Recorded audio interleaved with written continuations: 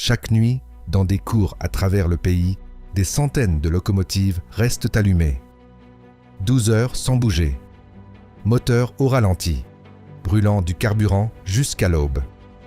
120 millions de gallons par an transformés en fumée et en chaleur, sans tirer un seul wagon. Une industrie qui négocie des contrats au centime près et optimise les itinéraires à la minute tolère cela. Ça ressemble à de la négligence. Mais les calculs sont faits depuis des décennies. Pourquoi le résultat dit-il que brûler ce carburant est moins cher que d'éteindre?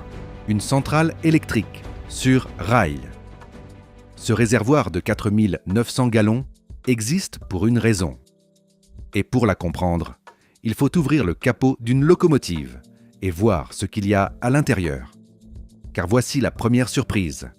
Le moteur diesel d'une SD70AC ne fait pas tourner les roues. Pas une seule. Ce qu'il fait, c'est faire tourner un alternateur massif qui génère de l'électricité. Cette électricité se déplace vers 6 moteurs de traction, montés directement sur les essieux. Chaque roue a son propre moteur électrique qui la pousse.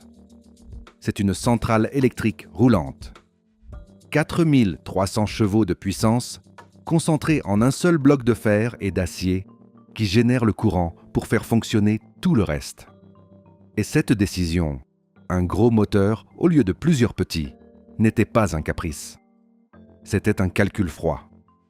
Un gros moteur coûte moins cher par cheval de puissance que 3 moyens.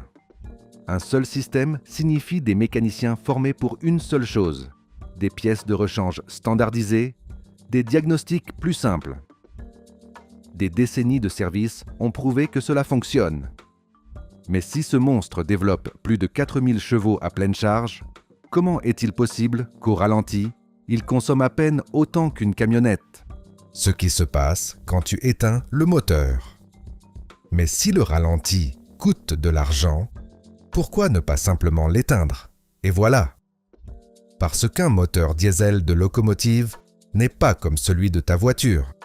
Tu ne peux pas appuyer sur un bouton et oublier. Quand tu l'éteins à froid, ou si tu le laisses éteint trop longtemps, quelque chose que les mécaniciens appellent wet stacking commence. Le carburant, qui ne brûle pas complètement, mélangé à de la suie huileuse, s'accumule dans le système d'échappement. Si la température descend en dessous de 500 degrés Fahrenheit, tu commences à voir de la fumée noire à la cheminée. Les injecteurs se bouchent, et ce n'est que ce que tu vois à l'extérieur. À l'intérieur, c'est pire. Le carburant non brûlé s'infiltre par les segments du piston et finit par se mélanger avec l'huile lubrifiante. La viscosité s'effondre. Et quand l'huile perd de la viscosité, les paliers commencent à souffrir. Les chemises de cylindre s'usent plus vite qu'elles ne le devraient. Les techniciens le détectent en prenant des échantillons d'huile. Si la dilution augmente trop rapidement, c'est un signal d'alarme. Quelque chose est en train de tuer le moteur de l'intérieur. L'ennemi invisible, froid et temps. Et l'huile contaminée n'est que le début. Car il y a 2 ennemis qui travaillent en silence contre ces machines, le froid et le temps. Quand une locomotive refroidit, la vapeur d'eau emprisonnée dans le moteur et l'échappement commencent à se condenser. Lors d'une nuit d'hiver au Minnesota ou au Montana, cette humidité ne s'évapore pas. Elle reste là, se mélangeant aux résidus de combustion pour former une boue acide qui ronge les surfaces métalliques de l'intérieur. Le carter, les joints, le turbocompresseur. Et en parlant du turbo, ce composant qui tourne à des dizaines de milliers de révolutions par minute a une limite de patience. Lorsque les gaz d'échappement descendent en dessous de 480 degrés Fahrenheit pendant plus de 8 heures par jour, la suie et le carburant imbrûlé commencent à se coller sur les pales. 2 mois. C'est tout ce qu'il faut pour que des dépôts mesurables apparaissent. 2 mois de nuit froide et de démarrage tiède, et le turbo commence à perdre en efficacité, à accumuler de la chaleur là où il ne devrait pas, à se fissurer. La seule façon de nettoyer ces dépôts est de faire tourner le moteur à 75% de charge jusqu'à dépasser les 600 degrés. Les brûler. Mais cela nécessite que la locomotive soit vraiment en train de travailler. Si ce type d'ingénierie te captive autant que moi, tu sais déjà quoi faire avec ce bouton. Parce que ce qui vient est là où tout cela devient des chiffres. La mathématique du moindre mal. Calculons. 12 heures de ralenti à 5 gallons par heure avec le diesel à 4 ou 5 $. Entre 240 et 300 $ par nuit. Multipliez cela par une année entière et vous avez presque 88 000 $ par locomotive. Rien qu'en carburant, sans déplacer un wagon. Ça semble obscène, jusqu'à ce que vous regardiez l'autre côté de l'équation. Un turbocompresseur neuf, entre 15 000 et 30 000 $. Un jeu complet d'injecteurs, de 8 000 à 12 000. Travaille sur les chemises des cylindres, entre 5 000 et 9 000. Et si vous avez laissé les dégâts s'accumuler trop longtemps, si le wet stacking et la dilution d'huile ont fait leur effet pendant des mois, alors nous parlons d'une révision complète du moteur. Une révision totale, entre 250 000 et 400 000 $, pour une seule unité. Soudain, 88 000 $ par an ne semble pas si élevé. L'industrie ferroviaire ne tolère pas le gaspillage. Ce qu'elle a fait, c'est choisir le moindre mal. Un coût fixe, prévisible, que vous pouvez inclure dans le budget et oublier. Contre un risque qui peut exploser vos finances trimestrielles sans prévenir. Le ralenti n'est pas de la négligence. C'est la police d'assurance la plus chère et la moins chère qui existe. Mais ce calcul a fonctionné pendant des décennies, jusqu'à ce que quelque chose change. Le système que tu ne peux pas éteindre. Mais le calcul économique n'est qu'une partie de l'équation.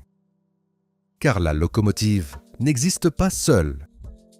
Elle est le cœur d'un système qui dépend de ce moteur qui continue de battre. Commençons par les freins. La FRA exige une pression minimale constante dans le tuyau de frein à air. Tu éteins le moteur et cette pression commence à s'échapper. Lentement, mais sûrement. Quand tu le rallumes, le compresseur doit recharger toute la ligne depuis zéro. Dans un train long, cela prend 20 minutes ou plus avant de pouvoir déplacer un seul wagon. Si tu as travaillé dans une gare de triage, tu sais ce que représente 20 minutes à 4 heures du matin quand le dispatcher crie à la radio. Et ensuite, il y a le HEP, Head End Power. Tout ce qui maintient le train en vie, lumière, chauffage, refroidissement, systèmes électroniques, provient de l'alternateur de la locomotive. Dans un train de passagers, couper cette énergie signifie des protocoles d'urgence, des plaintes, des retards en cascade. Pour un chargement réfrigéré, cela signifie un produit gâché. Des millions de dollars enfouis ou médicaments pourrissants, parce que quelqu'un a voulu économiser 60 gallons de diesel. La locomotive au ralenti est prête à partir en quelques minutes. Éteinte, elle nécessite du temps de redémarrage, des vérifications, des tests de freinage. Et juste quand cet équilibre semblait fonctionner, quelque chose a commencé à changer. Quand le calcul a cessé de fonctionner. Le calcul qui avait fonctionné pendant des décennies a commencé à échouer lorsque le diesel a cessé de bien se comporter. Avant les années 2000, le prix était prévisible. Ennuyeux même. Mais avec les oscillations, les pics, et en 2022, le gallon a atteint 5 $. Soudain, chaque nuit de ralenti est devenue un coût incontrôlable. Une variable que personne ne pouvait budgétiser avec certitude. Et c'est alors que les voisins sont apparus. À North Portland, une seule cour de manœuvre a accumulé 73 plaintes officielles en un an. Bruit, émissions, des gens qui ne pouvaient pas dormir. À Vancouver, Washington, la pression était telle qu'ils ont mis en place un projet pilote qui a permis d'économiser 48 000 gallons de diesel en 12 mois. Mais voici ce que personne ne veut admettre. Près de la moitié des locomotives de classe 1 aux États-Unis ont été construites avant l'an 2000. le taux de remplacement est pathétique. Moins de 10 unités neuves par an en moyenne. Et la plupart de ces vieilles machines n'ont pas l'électronique pour gérer le ralenti de manière intelligente. Coûts imprévisibles. Communauté exaspérée. Flotte vieillissante. Quelque chose devait céder. Les solutions qui fonctionnent et leurs limites. Les pressions ont poussé l'industrie à bouger. Et elle l'a fait. Le système AESS fut la première réponse sérieuse. Un ordinateur qui surveille la pression des freins, la position de l'accélérateur, les charges électriques. Quand tout est en ordre, il éteint le moteur. Quand quelque chose change, il le rallume avant que quiconque ne s'en aperçoive. BNSF l'a testé à Chicago en 2019 avec 25 locomotives. Résultat, 12% de carburant en moins brûlé la nuit. Et voici ce qui importe. 99,8% de disponibilité. Presque parfait. Ça a si bien fonctionné qu'ils ont commandé 200 unités supplémentaires. Le problème est que l'AESS ne peut pas tout gérer. Des conditions climatiques extrêmes le rendent imprévisible. Les unités de passagers ont besoin de batteries auxiliaires ou d'APU pour maintenir les systèmes en fonctionnement pendant que le moteur est à l'arrêt. Puis sont venus les hybrides. Le Wabtec F LX Drive a réussi plus de 11% de réduction sur la route Barstow-Stockton. Mais ça coûte une fortune, a une autonomie limitée et ne fonctionne que sur des corridors spécifiques. L'électrification des triages semble idéale. Vancouver et New York ont vu des réductions de 20 à 30%. Mais à plus de 2 millions de dollars par mile, seuls les triages principaux peuvent se le permettre.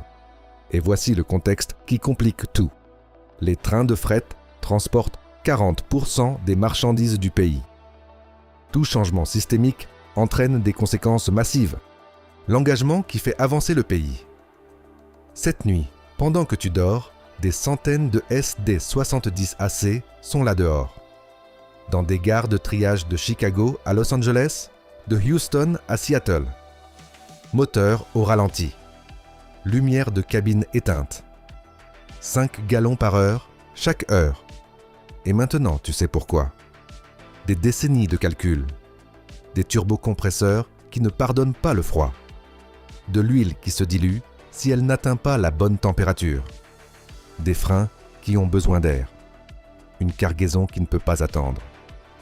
Un système conçu pour être prêt, toujours. L'industrie ferroviaire a choisi le prévisible plutôt que le catastrophique.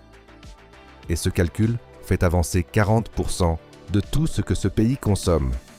Chaque gallon brûlé au ralenti fait partie du prix à payer pour que les choses fonctionnent.